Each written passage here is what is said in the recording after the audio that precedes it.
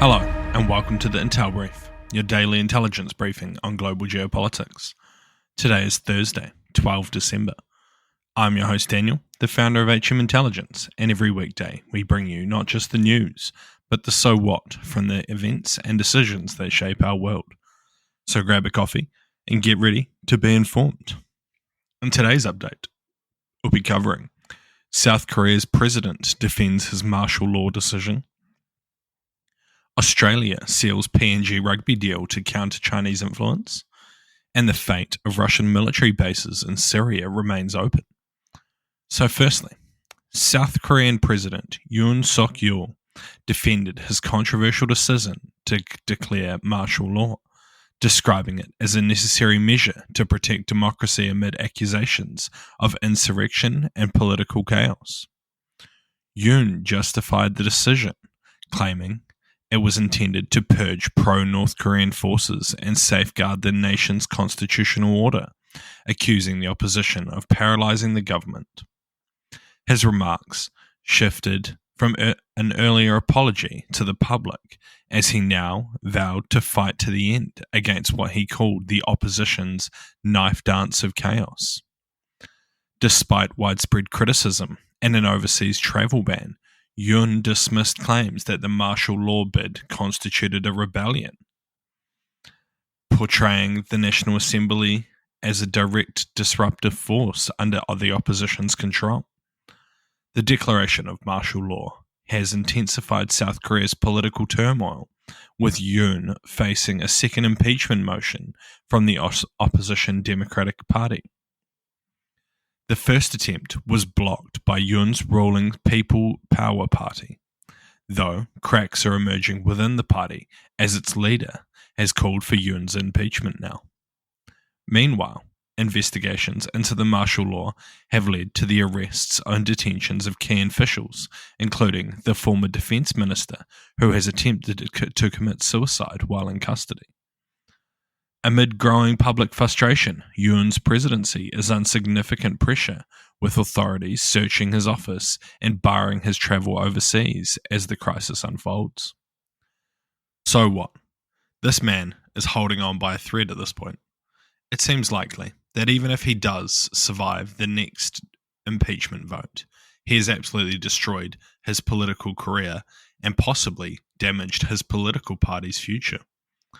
The more we find out, the more it seems likely that his motives for declaring martial law were self-serving and not for the good of the country, as he claims. Thankfully, they failed, and it is somewhat positive to see that the country has a robust system that can survive even attempts such as these. And next, Papua New Guinea will join Australia's National Rugby League competition in 2028.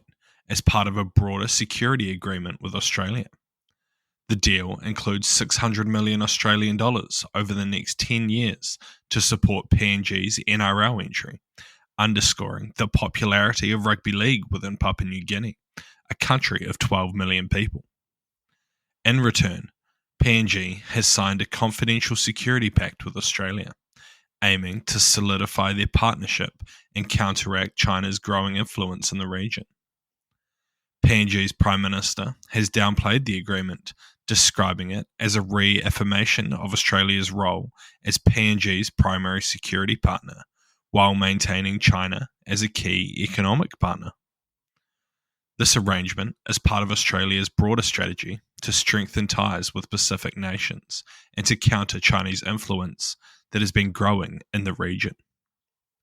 Australian Prime Minister Anthony Albanese avoided directly addressing whether the deal blocks PNG from future security agreements with China, instead emphasising regional security and a shared responsibility among Pacific nations. Experts suggest that the agreement blends soft and hard power, combining sports with diplomacy with a strategic security goal. Australia, which provides PNG with significant aid, views the partnership as a critical step to securing its strategic environment and fostering regional stability. So what? If anyone ever tells you that sport is not political, just show them this story. as it is a clear example of a country using sport to garner influence. Though it is highly unlikely that this will completely negate China's influence within Papua New Guinea, sports are a large part of the average person's life in PNG, and this will likely bring them closer to Australia. It is also likely that seeing members of their community playing within the NRL and a team based in probably from Port Moresby will give the youth of the country hope for the future, something to work towards, and it's all positive. And critically, this is something that China cannot offer PNG. And lastly, Russia's continued control of its 2 military bases in Syria remains uncertain following the collapse of Bashar al-Assad's regime. The bases hold strategic significance to Moscow, as they are the only military bases outside of the former Soviet Union, facilitating Russian influence in the Mediterranean, Africa, and the Middle East. While Russian media claims that the rebel group HTS has guaranteed the security of the bases, this has not been independently verified.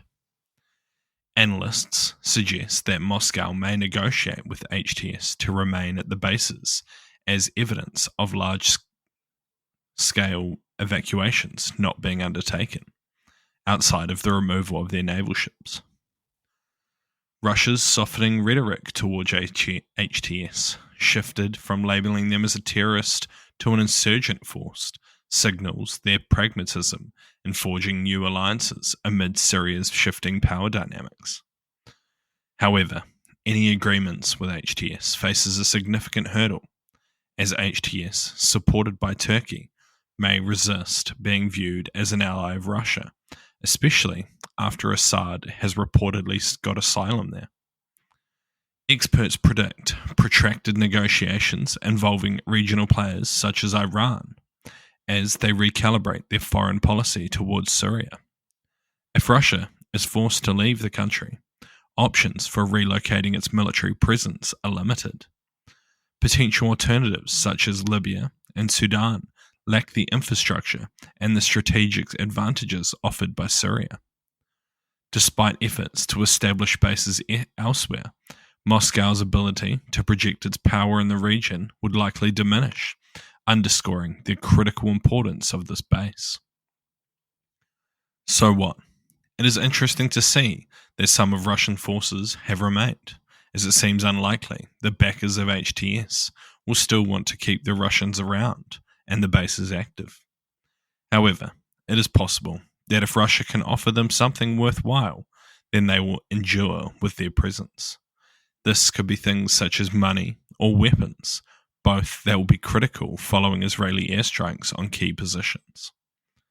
Additionally, it is possible that the US and Israel may look to pressure HTS to force Russia out, possibly offering the same in terms of support or even possibly international recognition for the next government.